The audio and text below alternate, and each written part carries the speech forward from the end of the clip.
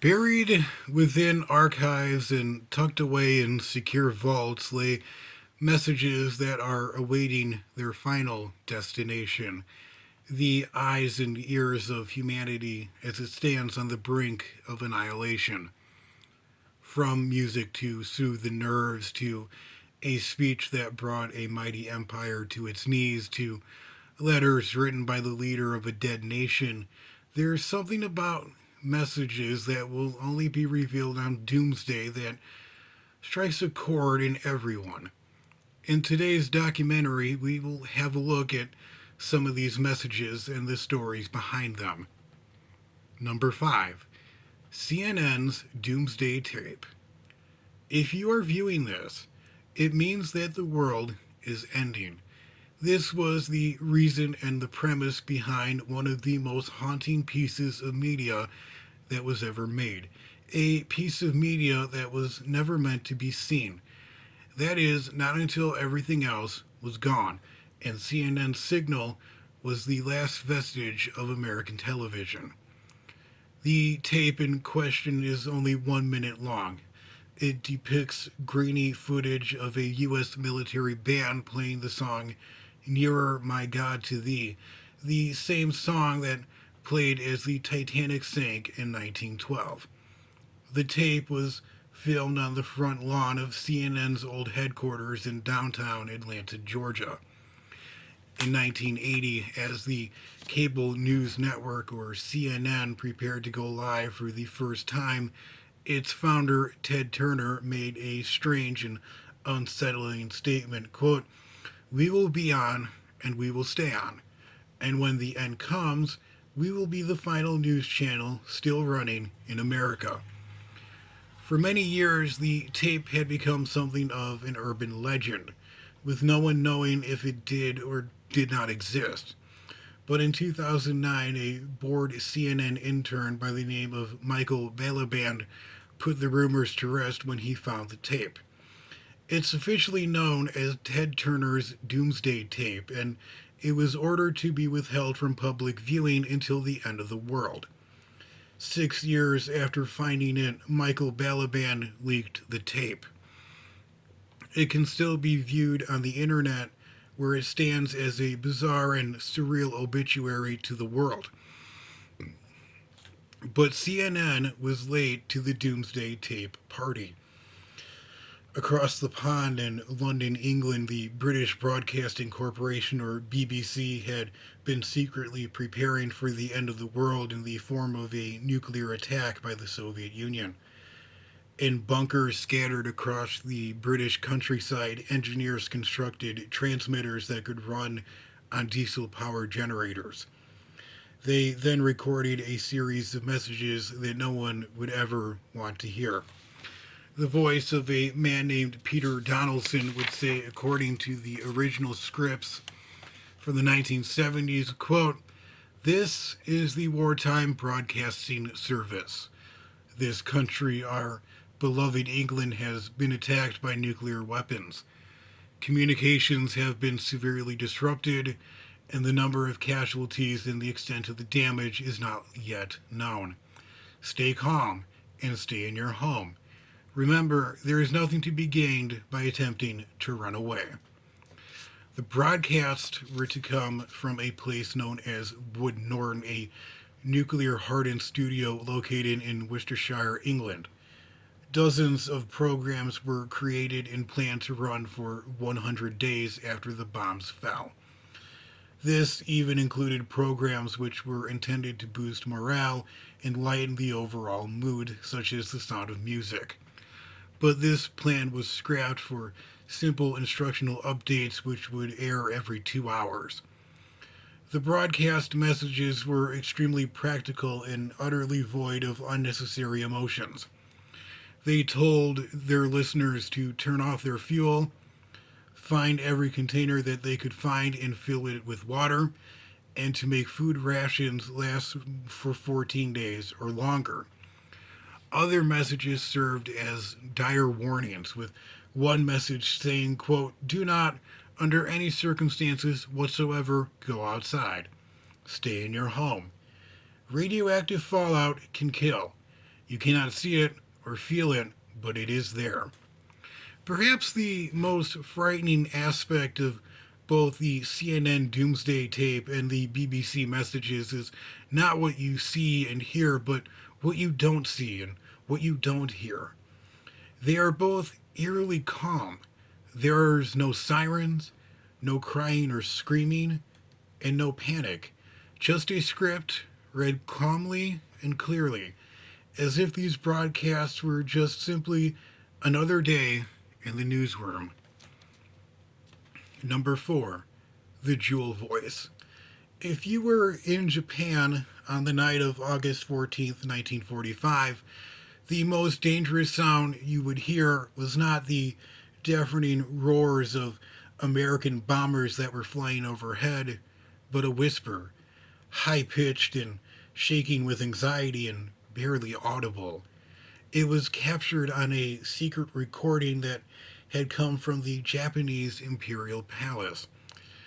It was this voice, recorded on the grooves of a vinyl record, would bring a proud and arrogant empire to its knees. But before it could do that, it had to survive the night.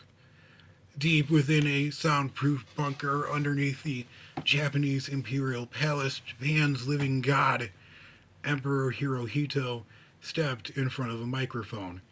For the first time in history, the Japanese people would hear the voice of their emperor speaking directly to them.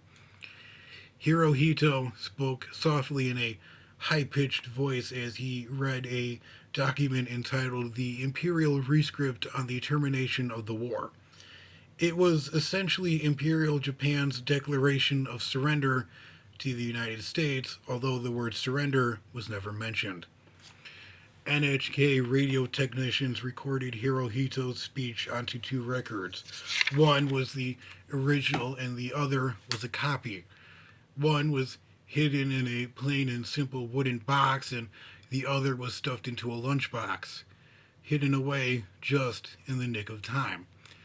Outside of the Japanese Imperial Palace, chaos ensued as rogue soldiers and officers from the Japanese Army's War Ministry launched a desperate coup to stop the broadcast. It was led by a man named Major Kenji Hatanaka. They killed the commanders of the Imperial Guard, sealed the palace gates, and searched the entirety of the palace with bayonets and flashlights. Their mission was simple: destroy the recordings and silence the Emperor's message forever. But this mission quickly unraveled before it even began. The Japanese Imperial Palace was a complex labyrinth. At the same time, other rebels rampaged across Tokyo and even seized the NHK radio headquarters to intercept and destroy the recordings, but despite everything, both the recordings and Emperor Hirohito managed to stay hidden. The coup completely unraveled after loyal soldiers from the Japanese East Army launched a counteroffensive and defeated the rebels. The recordings were smuggled to the NHK radio headquarters under heavily armed guard. An hour before noon, technicians put one of the discs onto a turntable and bowed. At 11:59 a.m., the air raids wailed one last time and fell silent. The needle dropped onto the record, followed by a hiss of static, which was then followed by Emperor Hirohito's voice. To our good and loyal subjects, his message began. He then went on to explain the reason for this world shattering message and what led to it. The Emperor's voice, although thin and ghostly, hit the Japanese people like a ton of bricks. And despite the message being in the outdated classical Japanese, which very few understood, the message was clear. The era of Imperial Japan was officially over. Entire cities fell silent. The birds stopped chirping. Soldiers who had become tired of war breathed a sigh of relief. Nurses and mothers gently wept, and men bowed their heads in respect to the Emperor's message. In Hiroshima and Nagasaki, where two atomic bombs had just been dropped, survivors stood among ruins and Twisted Steel heard the message and embraced surrender and accepted defeat. These recordings still exist, reminders of an event that the Japanese wanted to both remember and forget. A simple recording played on a phonograph ended a world that, for many, was the only world they knew. Number 3. Letters of Last Resort. Inside each of Great Britain's 4 nuclear submarines that patrol the seven seas lie 4 identical envelopes that have never been opened. It is a letter that is written by the current Prime Minister, and it contains the final orders of a dead nation. They are known as letters of last resort, and if one is ever opened, something has gone terribly wrong, and the United Kingdom no longer exists. These letters are written after a secret briefing. The new British Prime Minister, whoever he or she is told exactly what a Trident missile is and what it's capable of, and how a single submarine can destroy multiple cities with its 16 D5 missiles, each one capable of delivering 8 independent nuclear warheads. The Prime Minister learns of what the United Kingdom can do to others and what others can do to the United Kingdom. Only then, with trembling hands, do they write out these final orders. The options are few, only 4. The first option is that the submarine's commander can retaliate with either conventional or nuclear weapons. The second option is that the submarine's commander can place his submarine under American command if America still exists, or sail and dock in Australia and ride out the storm. And the fourth option is that the submarine's commander can use his or her judgment and make their own decision. The letters are only open if all lines of command are destroyed. But how would a British submarine thousands of miles away from England know that England has fallen? Not only by checking military transmissions, but also by listening to the BBC Radio 4. If the Today program does not air for 7 days, everyone on the submarine can justifiably assume that the United Kingdom is gone. This method became a problem when, in 2004, BBC Radio went briefly off the air due to a power outage, resulting in British vessels being put on high alert. No one besides the authors of the letters knows what is written in them and what they say. They are destroyed unread when the British Prime Minister leaves office and the new Prime Minister rewrites them again. It is a ghost command from a ghost nation. Critics of the practice say that it's nothing short of madness, a final desperate act ordered by someone who may or may not have been annihilated in the midst of nuclear war. But proponents of the practice argue that it's the least that they can do to give their soldiers and officers the illusion of command during the apocalypse. Number 2. Hatefulness. Most of the Doomsday messages I have mentioned during this documentary were meant to be released or were released following very specific instructions. But what if one of those messages was sent out on accident? It turns out this actually happened. It began on a quiet Saturday morning around 9:33 a.m. in February of 1971. Across the United States, radios and televisions flickered, buzzed, and then fell silent. A shrill tone soon screeched through the static. Then appeared the words that every American had been taught to appear. Taught to fear, then appeared. This is an emergency action notification directed by the President of the United States. Normal broadcasting would cease immediately. The code word that confirmed this order's authenticity was hatefulness.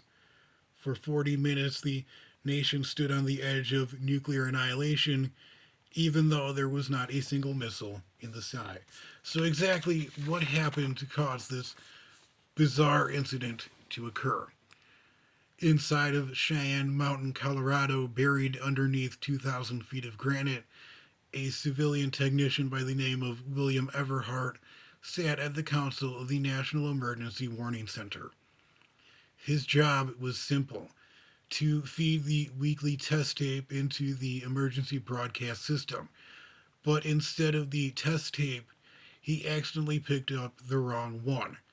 He picked up the tape that was meant for a real nuclear war. Within seconds of inserting the wrong tape, the code word hatefulness clattered through teletype machines in every radio and TV station across America. This was not the weekly test. This was real. Broadcasters froze. The code word matched the one sealed within their locked authentication boxes, the indicator that this was a real presidential message. Across the country, chaos ensued.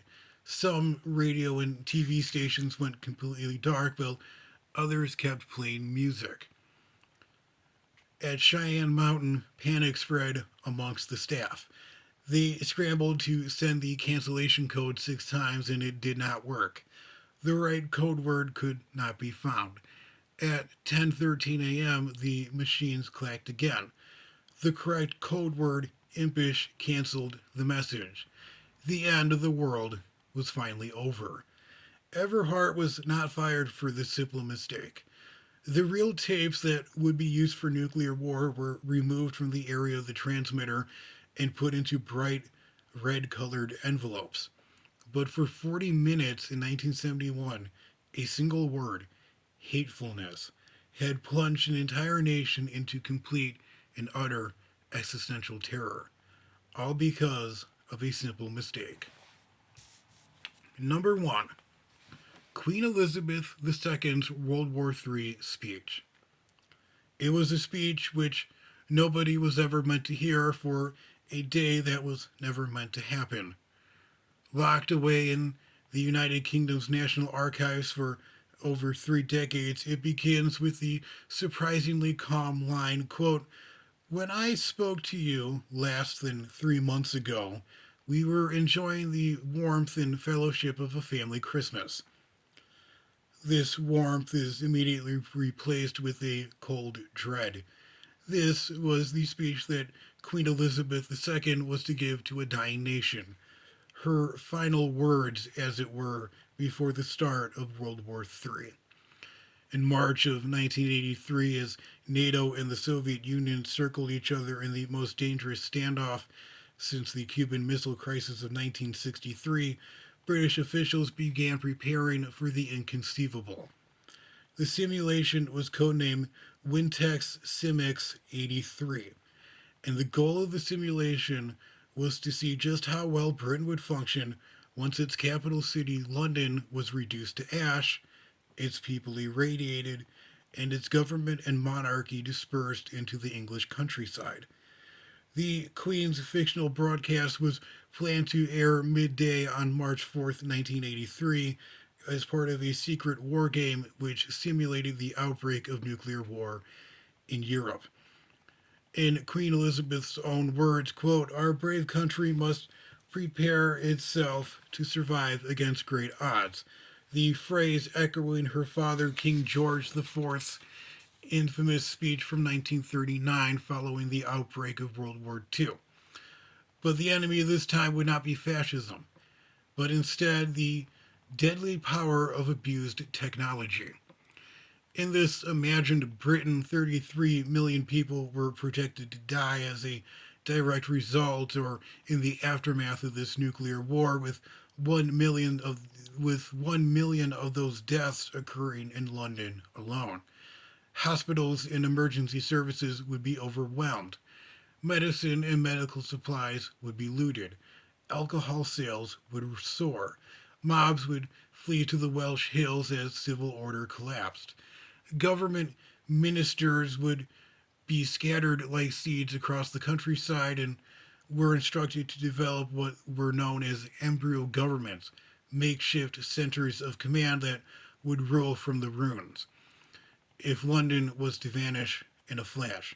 The speech ended on a haunting note, quote, As we strive together to fight off this new evil, let us pray for our country and the men of goodwill wherever they may be.